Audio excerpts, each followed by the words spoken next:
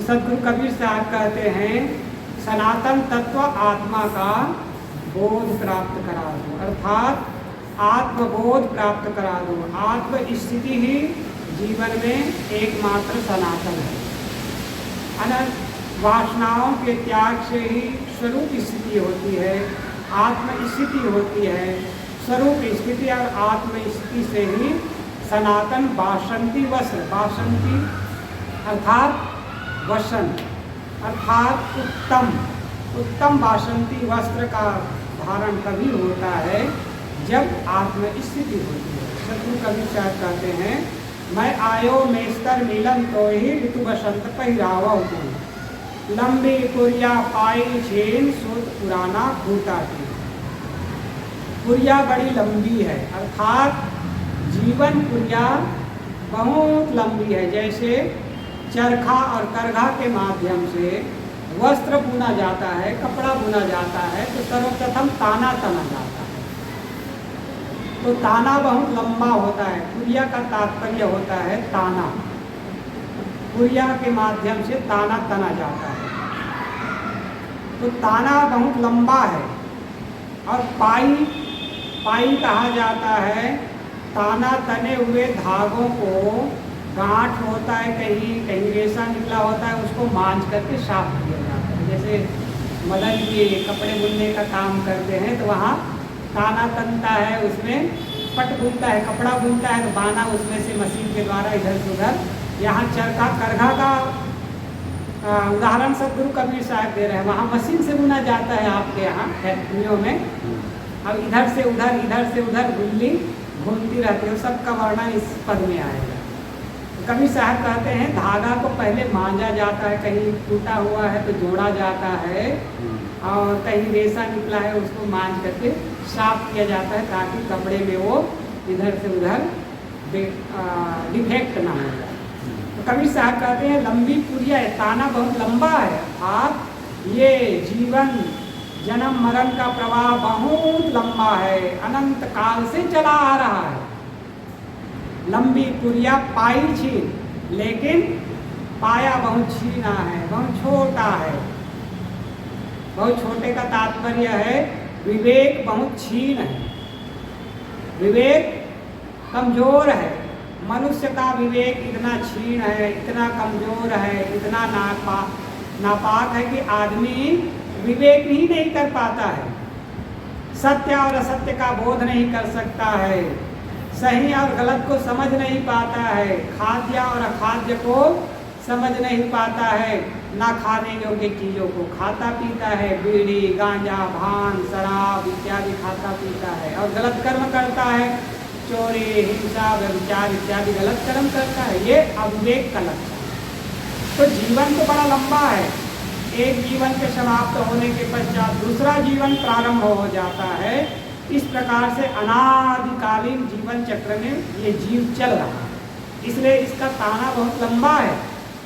शरीर जन्म मरण का प्रवाह रूपी पुरिया लंबा है, ताना तना हुआ है, और विवेक रूपी पाई इसका छीन है, बिल्कुल कमजोर है, टूट गया है। अब उसके जहाँ गांठ हो, जहाँ टूटा हो, जहाँ रेशा निकला, साफ कैसे होगा? अर्थात जीवन कैसे निर्माण होगा, जीवन कैसे मंजेगा? आदमी के अंदर विवेक होता है तो आदमी विचार करता है, विचार करने के पश्चात कर्म संस्कार, कर्मों को सुधार करता है, उत्तम कर्म करता है, पवित्र कर्म करता है, पवित्र आचरण से जीता है, और सत्संग में जाता है, सद्ग्रंथों का अध्ययन करता है, सद्मार्ग का अनुसरण करता है, तब जीवन मंझता है।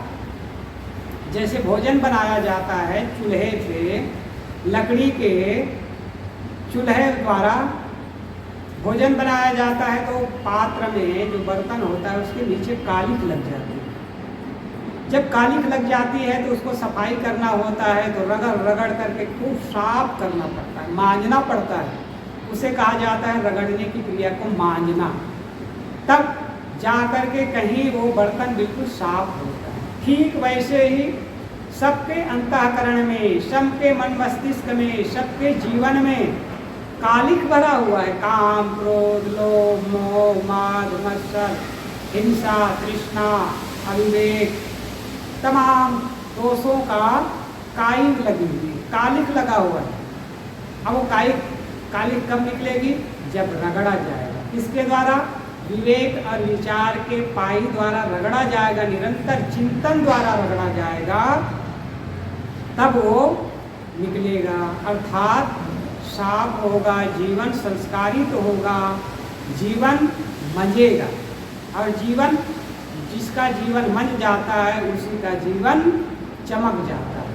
और जिसका जीवन नहीं मजा होता है, काला कलूटा, अर्थात शरीर तो गोरा होता है, चेहरा तो सुंदर होता है, कपड़ा भी स्वच्छ होता है, लेकिन आदमी का दिल और दिमाग गंदा होता है, काला होता है।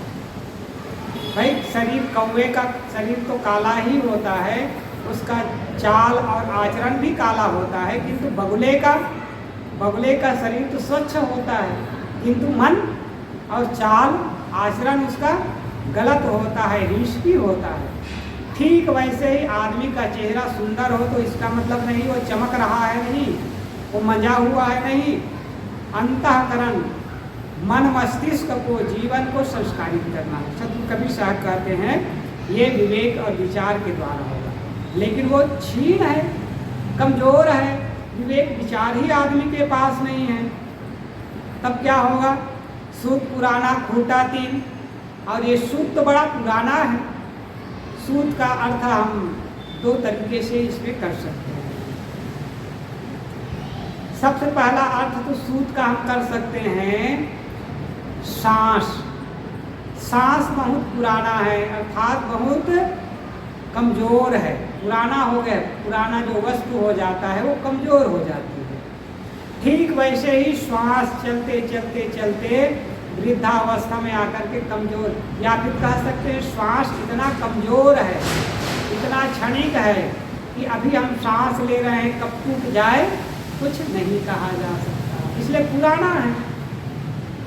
और ये तीन खूंटों में बंधा हुआ है, ईड़ा, पिंगला और सुषुम्ना।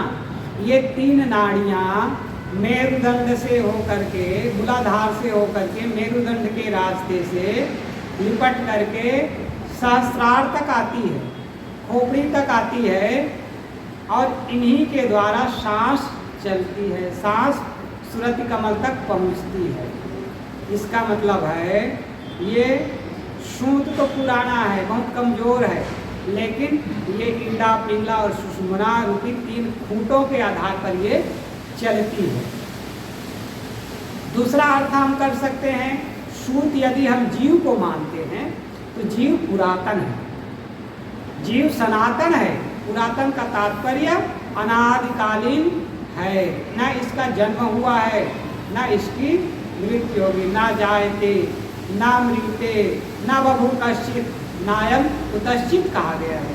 ना इसका जन्म होता है, ना इसकी मृत्यु होती है, और ना ही ये कहीं जाता है और न कहीं आता है, और न ही किसी वस्तु से बनता है। इसलिए जीव पुराना है।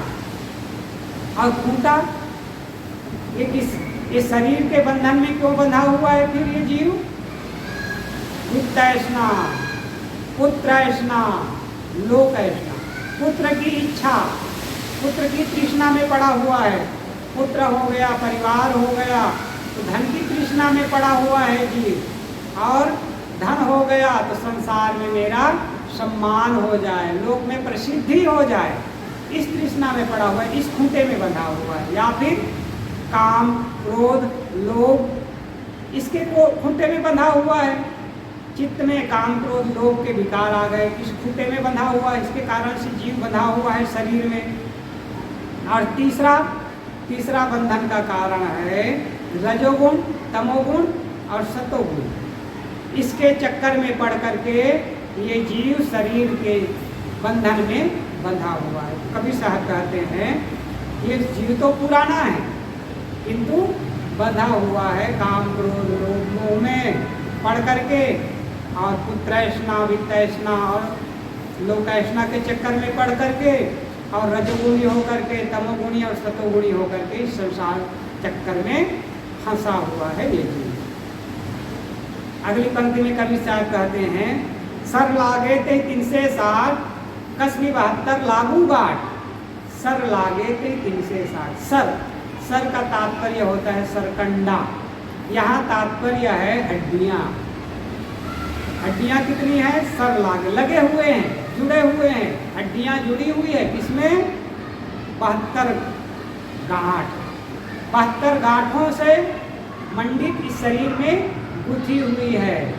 हड्डियाँ जो है 360 सब लागे थे 360 360 हड्डियाँ हैं शरीर में। शरीर के अंदर कितनी हड्डियाँ हैं?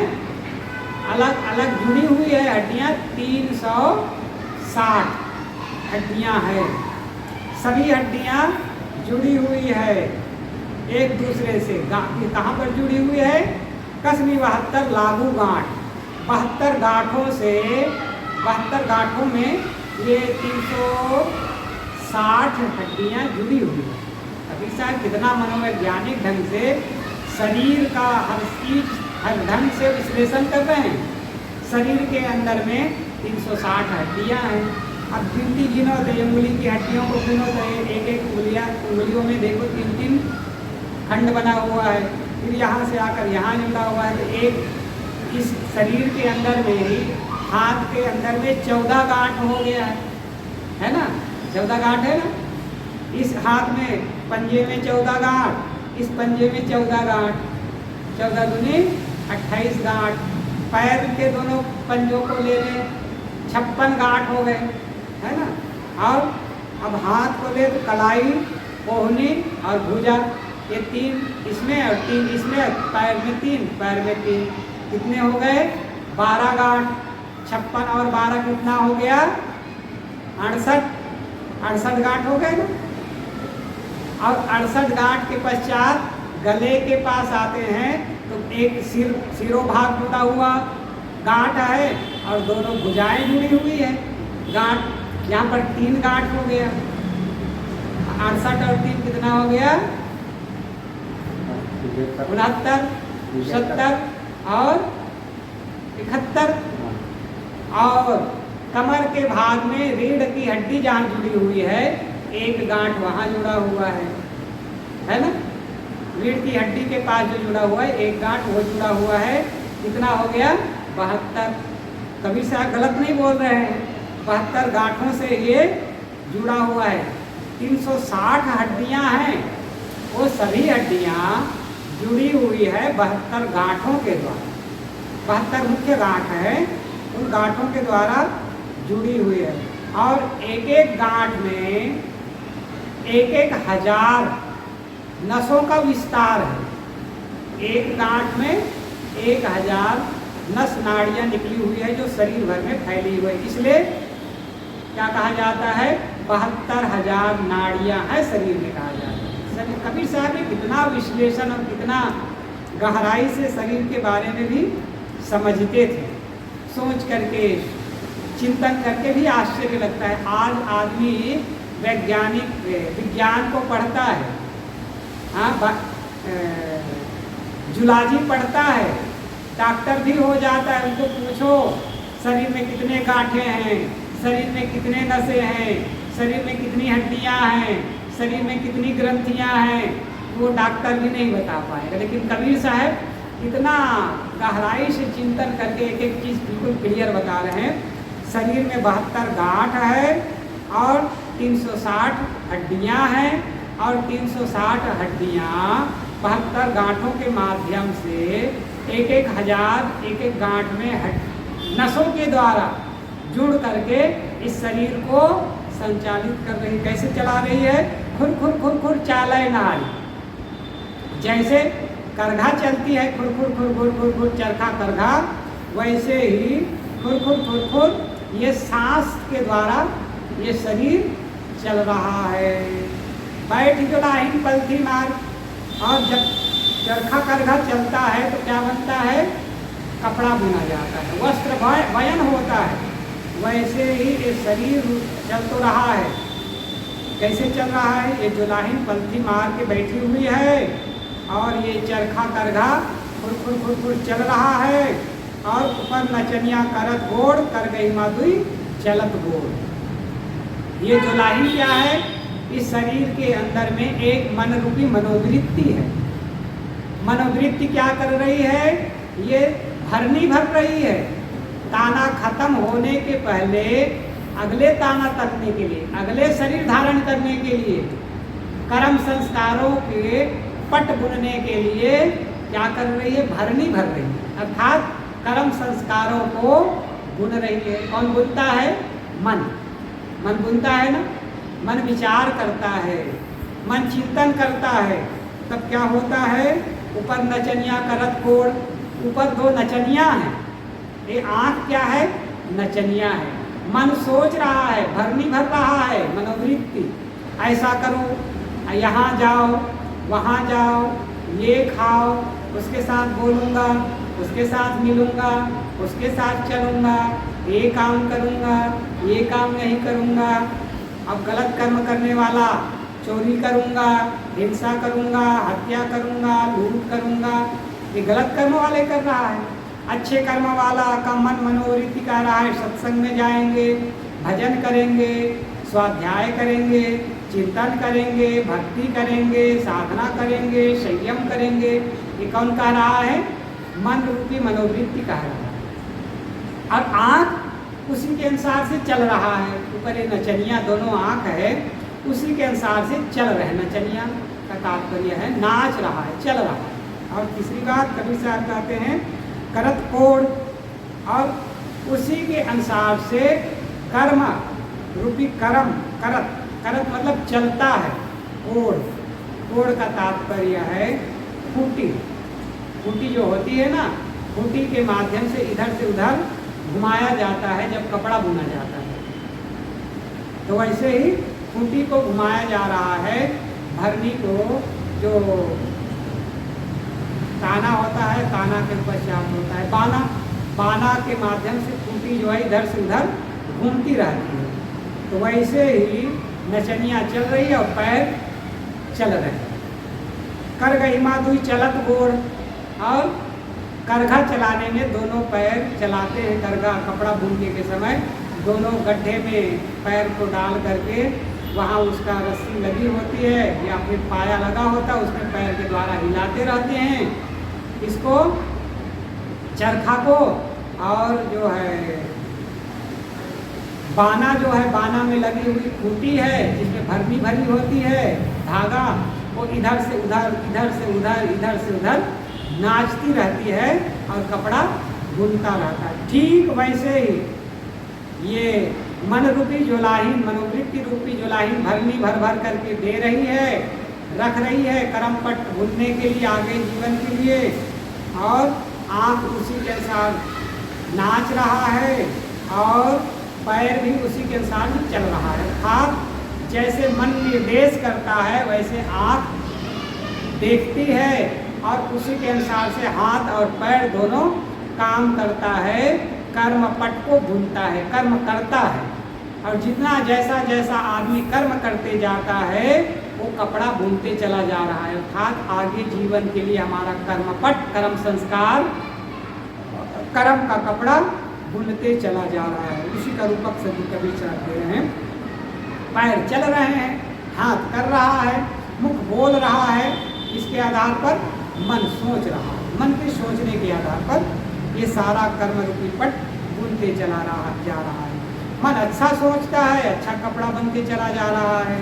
मन गलत सोचता है, विकारी हो जाता है, तो शराब, कबाब, गांजा, भांग, चोरी, हिंसा, व्यभिचार के लिए सोचता है, वैसे कर्मों में प्रवृत्त हो जाता है और वैसे ही कपड़ा बुन लेता है कर्म संस्कारों का, और आगे जीवन में जा कर के उसका फल भोग पाता है। कबीर साहब आगे कहते हैं 5-25 10 द्वार सखी पाँचता रची धार। 5 का तात्पर्य यहाँ पर है पंच प्राण। 5 क्या है हमारे पास? 5 प्राण हैं। प्राण, समान, ज्ञान, उदान और अपान। या फिर कह सकते हैं 5 तत्व भी कर सकते हैं, है ना।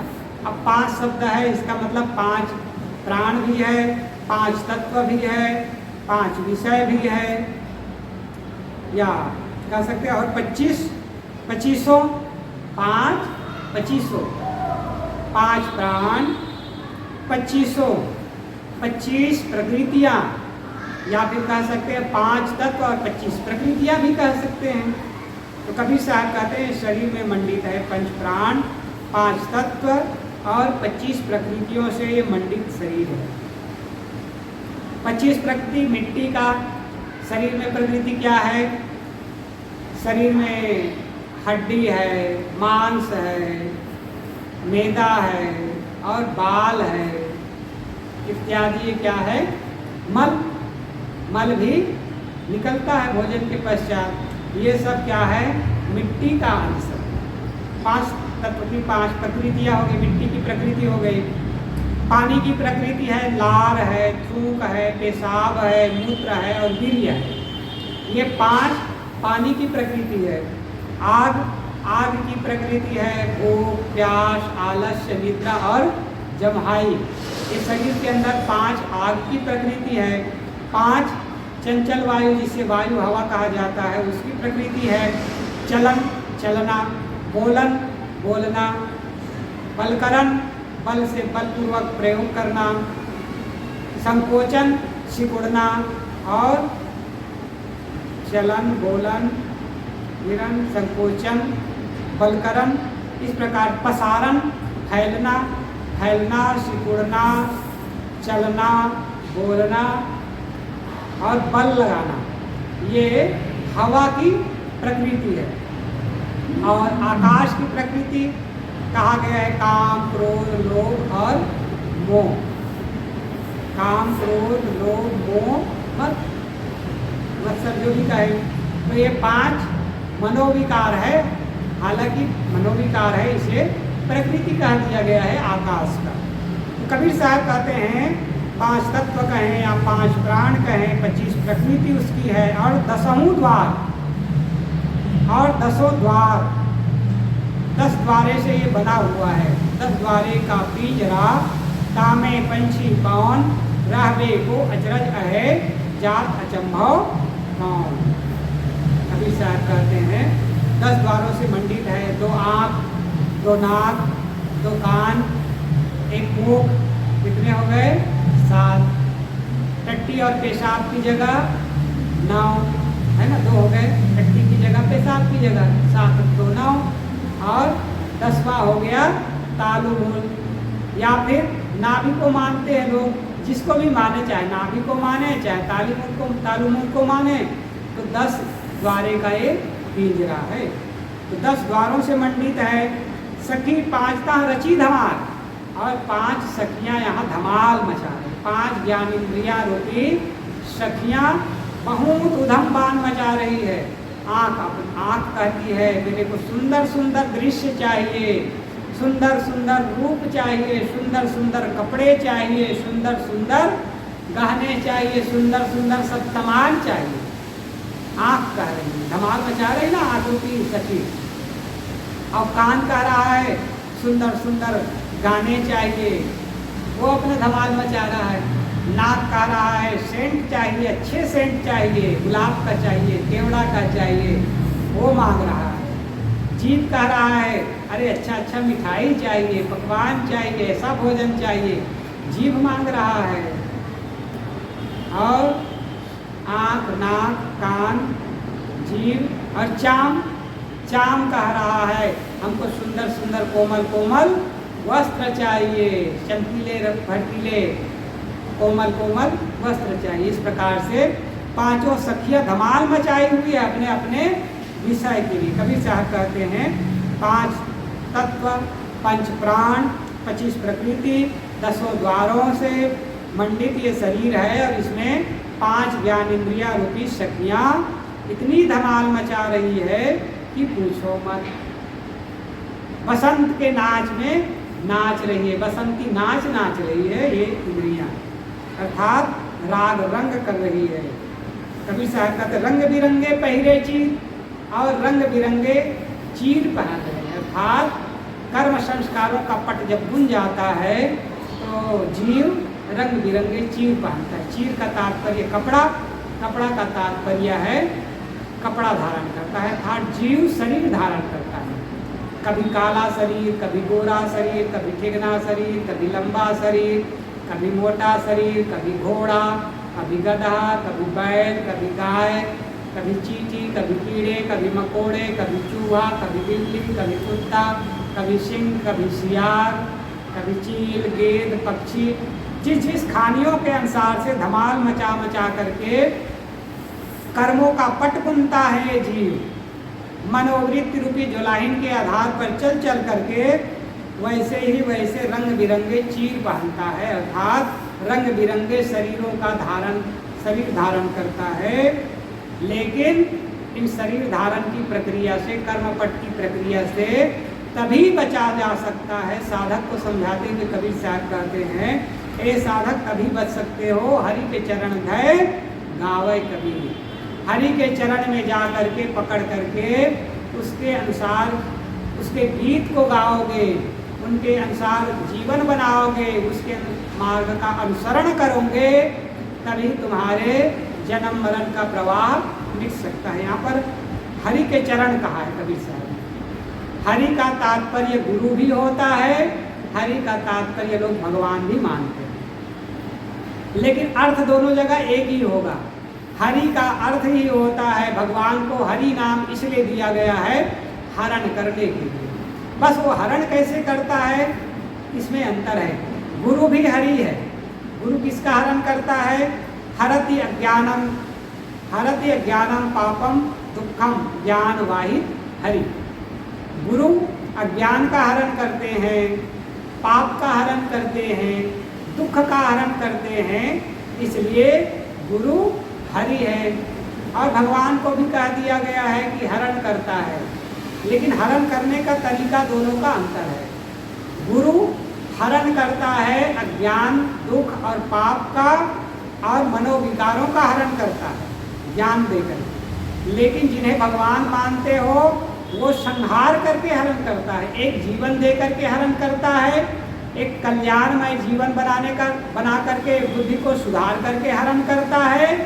और जिन्हें भगवान कहा जाता है वो प्राण का हरण करता है। राम ने रावण के प्राण का हरण किया, उसे मार करके उसके प्राण को नष्ट करके, शरीर को नष्ट करके उसका हरण किया।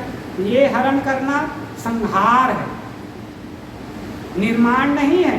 जिन्हें भगवान कहते हो हरण तो करता है, लेकिन वो संहार करता है, निर्माण नहीं करता है। गुरु हमेशा हरण करता जरूर है, लेकिन वो निर्माण करता है, जीवन देता है, जीवन का निर्माण होता है। गुरु हरि है तो काम, क्रोध, लोभ, मोह, मद, मत्सर, मनोविकारों का हरण करते हैं, पाप, अज्ञान और दुख का हरण करते हैं। तो इससे जीवन का निर्माण होता है और जीव सुखमय हो जाता है। जीव का जीवन, मनुष्य का जीवन सुखमय हो जाता है, आनंदमय हो जाता है। लेकिन जिन्हें भगवान कहते हैं वो भी हरण करता है, लेकिन संहार करता है, वो प्राण का हरण करता है, विनाश करता है। तो यहाँ अर्थ होगा, चाहे तुम हरि का भजन करो, चाहे तुम गुरु के शरण में जाओ, चरण को पकड़ना पड़ेगा। अब भगवान के चरण को हम पकड़ नहीं सकते। भगवान तो कभी हुए होंगे, राम के चरण आज हमको मिलेंगे नहीं। यदि मिलेंगे तो पत्थर के चरण मिलेंगे राम के चरण नहीं मिलने वाला है, पत्थर में बनी हुई मूर्ति का पत्थर ही मिलेगा। और चाहे राम का हो, चाहे विष्णु का हो, चाहे कृष्ण का हो, चाहे शिव का हो, चाहे दुर्गा का हो, चाहे ब्रह्मा का हो, चाहे विष्णु का हो, यदि पत्थर की मूर्ति है, धातु की मूर्ति है, तो धातु पत्थर के अंश मिलेंगे। लेकिन गुरु के पास जाएंगे तो गुरु के चरण जरूर मिलेंगे, साक्षात चरण मिलेंगे, और चरणों के धूल से ही तुम्हारे जीव का कल्याण होगा। इसीलिए श्री कृष्ण से किसी ने पूछा कि श्री कृष्ण से पूछा, आप संतों के पीछे पीछे क्यों घूमते हो? तब महाराज श्री कृष्ण ने कहा, मैं संतों और ऋषियों के पीछे पीछे इसलिए घूमता हूँ ताकि उनके चरणों से उड़ने वाले धूल मेरे शरीर में लग जाए और मेरा शरीर मेरा जीवन पवित्र हो जाए। चरणों के धूल, संतों के चरणों के धूल से दुनिया के लोग मानते हैं कि भगवान के चरणों को पकड़ेंगे तो हमारा जीवन का कल्याण होगा। भगवान कहता है मैं संतों के चरण में जाकर के पवित्र होऊंगा। राम के जीवन को देख लो, राम ने क्या कहा है। राम हर ऋषियों के आश्रम पे जाकर भगवान हमें ज्ञान दीजिए। उन्होंने कहा है मात पिता गुरु नावई माथा, प्रातकाल उठ के रघुनाथा, मात पिता गुरु नावई माथा। और आगे चले जाओ नवधा भक्ति में, तब क्या कहा है, प्रथम भक्ति संतन कर संगा, दूजे रति मम कथा प्रसंगा। और अगले और बहुत लंबा है। कहने का तात्पर्य है जिन्हें तुम भगवान मानते हो, जिन्हें लोग भगवान मानते हैं, भगवान कहते हैं कि मैं संतों के सानिध्य में जाकर उनकी चरणों की पूजा करके, उनके चरणों के सानिध्य में रह करके मेरा जीवन कल्याणमय होगा, मेरा जीवन पवित्र होगा, मेरा जीवन धन्य होगा। और दुनिया के लोग भगवान के चरण के पीछे जाते हैं, भगवान कुछ और कहते हैं, कुछ और निर्देश देते हैं, कुछ और रास्ता बताते हैं, और दुनिया के लोग उल्टा रास्ता चलते हैं, तो कल्याण होने वाला नहीं है। तो सद्गुरु कबीर साहब कहते हैं हरि के चरण में जाओ, गुरु के चरण में जाओ, गुरु के शरण में जाओ तो तुम्हारा कल्याण होगा, तुम्हारा मंगल होगा, अन्यथा मंगल होने वाला नहीं है। तो सद्गुरु कबीर साहब का लंबा पद, मैं आयो मेस्तर मिलन तोई, ऋतु बसंत पहराव मोई, लंबी पुरिया पाई छेन, सूत पुराना कुर्ता तीन, सर लागे 33 से 60, कसनी 72 लागू गाट, खुरखुर खुरखुर चालय नारी, बैठ जुलाही पंथी मार, पन्न चनिया करत गोड़, कर गई माधुई चलत गोड़, 5 25 10 द्वार, सखी 5 दा रची धमार, रंग बिरंगे पहिरे चीर, हरि के चरण धय गावे कबीर। बोलिए सतगुरुदेव की जय।